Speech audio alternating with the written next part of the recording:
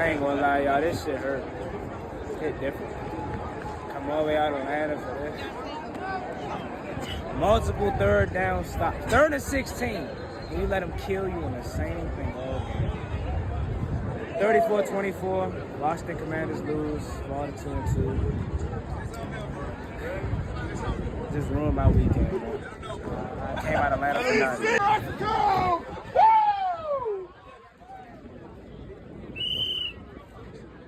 Shout out to Juangottibusiness Talking Sports. You know what it is. Shout out Juangottibusiness Talking Sports. The way that we live is not for everybody. Nah, that ain't it, y'all. How do you think the rest of Jaden Daniels' career is going to go? If we're, 6, 7 games into Jaden Daniels' career, and he's already milking injuries? Like, stop saying my name, you dick riding bastard.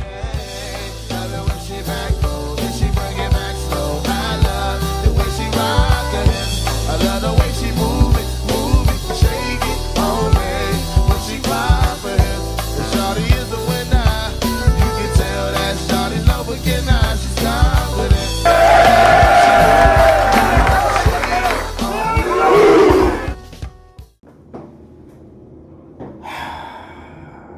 Now I know what you're thinking. Juan, why are you in this janky ass place? This is the only place that I could find in the hotel that was quiet for me to record this video. I first want to start by saying I had a bad feeling about this game before the season even started. I told you, out of all these games that we got through the first 5 to 6 weeks, this was the one that scared me the most. I knew this shit was gonna happen, but it hurts. It do. And I know a lot of people are gonna sit up there and say, Juan, you're 2-2, the season's not done, it's a lot of ball left. I'm not trying to hear that right now. I'm not. Like, this is not only the first time that I've seen my team lose in person in a regular season game, but I came all the way to Atlanta for, man time. Away loss hurts way more than a regular loss, because it's like, damn, I planned my whole weekend out, and I ain't gonna lie, a lot of people probably planned their weekend out around other stuff. My weekend was based off this. I don't drink, I don't smoke, I don't party. I came out here strictly for this, and that's how they do me.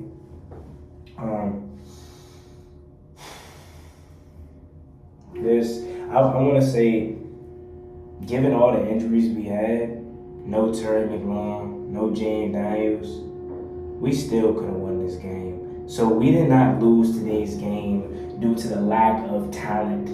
I failed to believe that. I don't care if Tay Martin was out there. I don't care if Jalen Lane was out there. Chris Moore, hands like a snake. I give you credit last week. You show up, your true self, dropping passes. Again, we did not have nearly our healthy unit, but not taking that as an excuse. Talent was not the reason we lost this game. Joe fucking Witten Jr. is the reason we lost this game. He's a big reason as to why we lost this game. When you talk about a coach that does not make no type of adjustments, he is the poster child for it. And it's like every single time I try to give this man credit and say, you know what, maybe I gotta apologize to this man. Maybe he's the right man for the job.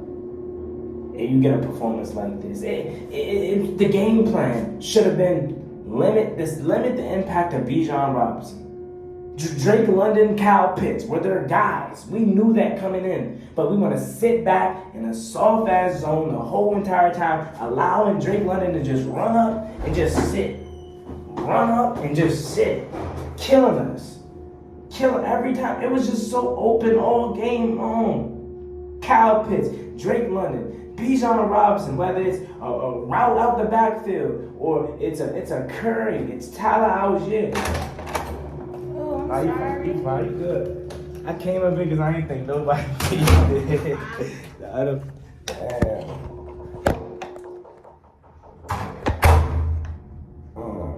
Whether it's Tyler, I'm glad my phone ain't for. Let me see what I'm saying. Tyler Algier. Like, realistically, bro, I feel like this defense, the injuries, it showed, man. And I know it probably isn't a fair assessment to say this defensive line in terms of stopping the run is trash all of a sudden. I'm not going to go that far because Bijan Robinson is that dude, so it's kind of hard to measure it up against that kind of talent because every week you don't face a Bijan Robinson. But I definitely thought we would have had a better showing. Definitely. And he was just so patient, so good, man. Like, this dude is amazing. And then Drake London is such a mismatch. Like, a lot of my issues with this defense falls on coaching because realistically, you gotta find ways to try your best to match up with their mismatches. We know Kyle Pitts is a tight end and a receiver body, so he's gonna be too big for Mikey Sanders still. We know Kyle Pitts is too fast for Bobby Wagner, but that doesn't stop Joe Witt from having him one-on-one with Bobby Wagner, one-on-one with Bijan Robinson, one-on-one with Bobby Wagner, Bijan Robinson, one-on-one with Bobby Wagner. I love Bobby. But at this point of his career, he is a liability in coverage. And where the hell is Frankie Louvu? Only thing I seen Frankie Louvu today do is his light yellow cleats. Do not make me start to have a conversation about Bruce. Please, I've been trying to be so patient with him. Where the hell has he been? I told you, this pass rush is ass. Von Miller is nothing but a 37-year-old that's just collecting the check. And I don't mean to be hard on Von because what did we expect? I understand that. But it's like, damn, Slim, give us some type of production. Von, Javonte, James Baptiste, Dorrance Armstrong in coverage. Why the hell is Dorrance Armstrong in coverage? What are we doing, Joette? What are we doing? This shit felt like the Packers game all over again for both sides of the ball. Do you not realize this team, whether it's Jaden Daniels or Marcus Mariota, this team is a running team. I came to that conclusion today. The 2 wins we had, what did we do early on? We established the run. We didn't do that on a consistent basis today. Why not? We just killed the Raiders on the ground for 252. Make the Falcons say no. You're not going to run the ball today. We're going to put it on the shoulders of Marcus Mariota. And I get it. We want JD5 back, and we will get him back next week versus the Chargers, which in my opinion is all of a sudden a must-win game. You cannot go down 2-3 in this division with the Eagles running away with it already. Marcus Mariota wasn't the reason we lost this game. Again, talent was not the reason we lost this game today. I don't care that Terry didn't play. I don't care that Jay Daniels didn't play. We could have won this game. And yeah, did Mariota have a pick early on, intended for Jalen Lane? Yeah. But how about, was it Mikey with the interception? Instead of getting a touchdown, you settle for 3.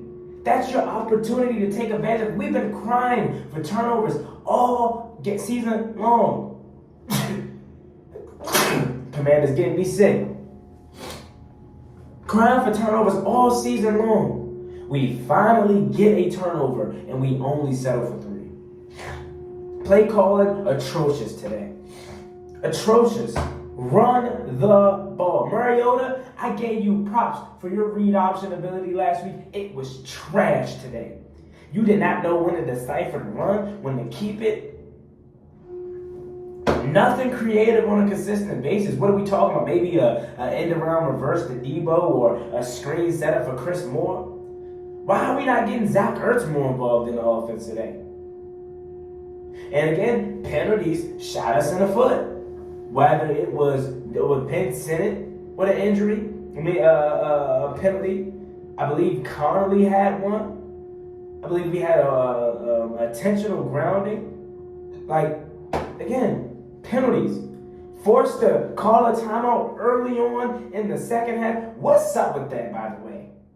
Why are we always calling a timeout in 10, 11, 12 minutes in the third quarter, 9 minutes in the third? It's early in the second half. We need those timeouts. How about Luke McCaffrey today?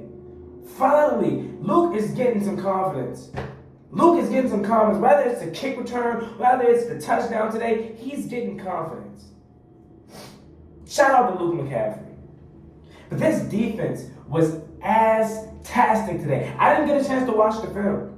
Have not yet. Was at the game. Shout out to the Falcons fans. They were loud and proud, and I underestimated their crowd. That jump was jumping. That stadium was amazing.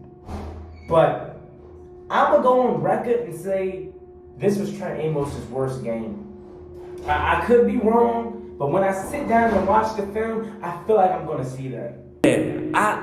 I think I'm going to go on record to say Trent Amos had his worst game today.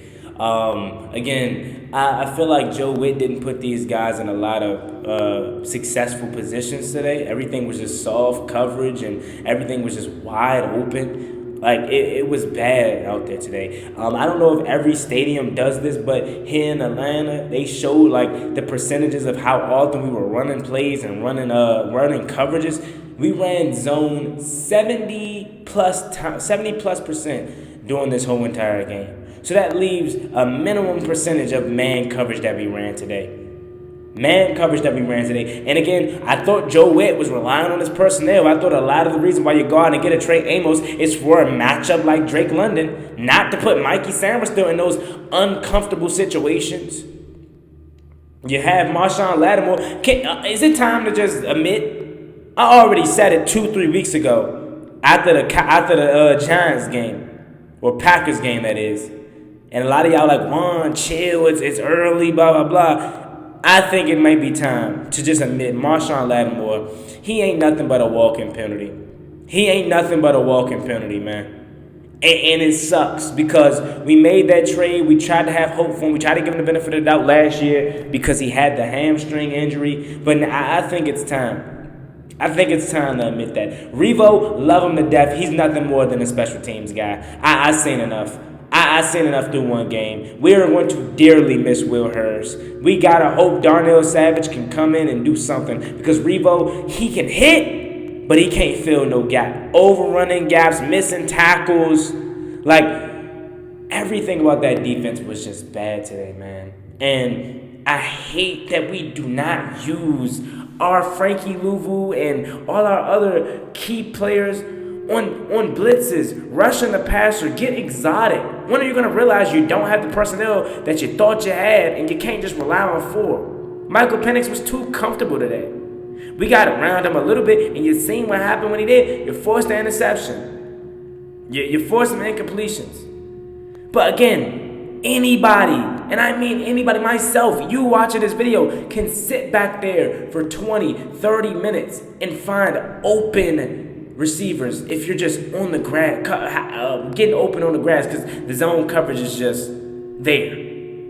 It's like Lattimore can't run his zone because he's not getting enough depth on his drop. I don't know what it is, man. No pressure on the quarterback, not being able to stop the run, not capitalizing offensively. We put up 24 points.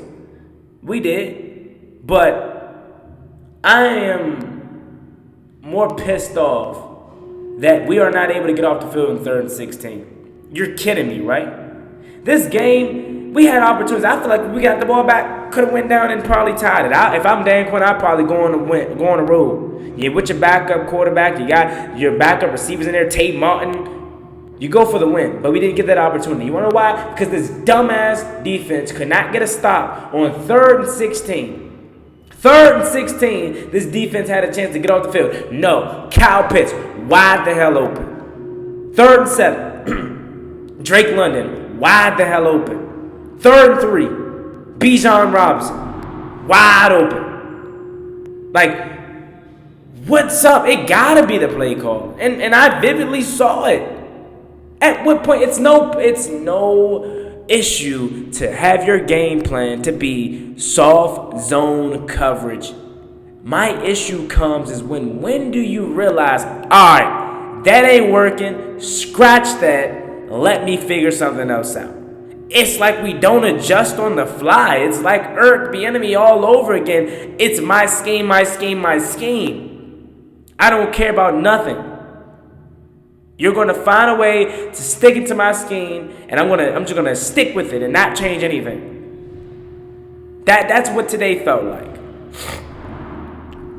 I don't know the stats off the top of my head again. This is just my emotional reaction because I'm hurt. I really am about this game, and I get it. We're 2-2, Juan. Relax, but I'm not trying to hear that. I'm sorry. You come all the way out here. Turnout was amazing for Commanders fans. You hear Luke in the crowd, like, come on, and you do that. But again, I felt like this was going to happen. You've been dominating the Falcons the past few years. They needed this victory. I knew they were going to come out sharp. You don't lose 30-0 to the Panthers and then come out flat the very next week. But 34 points? I wouldn't have expected that. I'm not going to lie to you. It's so much that we can wrap up here about this team and about this game. It's frustrating, man. It truly is, because you're trying to create some momentum. You're trying to keep up with the Eagles. You're trying to defute the allegations of, oh, this is a one-year wonder team. And again, I know a lot of people are going to say, well, Juan, we didn't have JD, we didn't have Turk. Talent was not a reason why we lost this game today. Execution was. And yeah, maybe if we had Jaden Daniels, maybe we scored a touchdown instead of having to settle for 3, and the lead is what? Tied up instead of being 13-7 going to have. Maybe. And maybe that interception, like I said, turns into a touchdown or something like that. I don't know. Maybe. But I have a hard time believing with how poor this defense played today, you would have found a way to get the victory done with Jaden Daniels. Maybe. But it sucks, man. It's disappointing. And I'm hurt, man. I'm very hurt. I'm hurt about this one. But yeah, y'all. Let me know what you think about this video. I'm not going to wrap you up too long. We got a lot of time to talk about. I need to go be sad and enjoy my last day in Atlanta before I come back home. But make sure you like, comment, subscribe to the channel, turn on post notifications, and yeah, I'll see y'all later. Peace. Never gave up one day. Ballin' like I'm Deshaun, throw the bomb G. That's IG, my jersey never seen a line.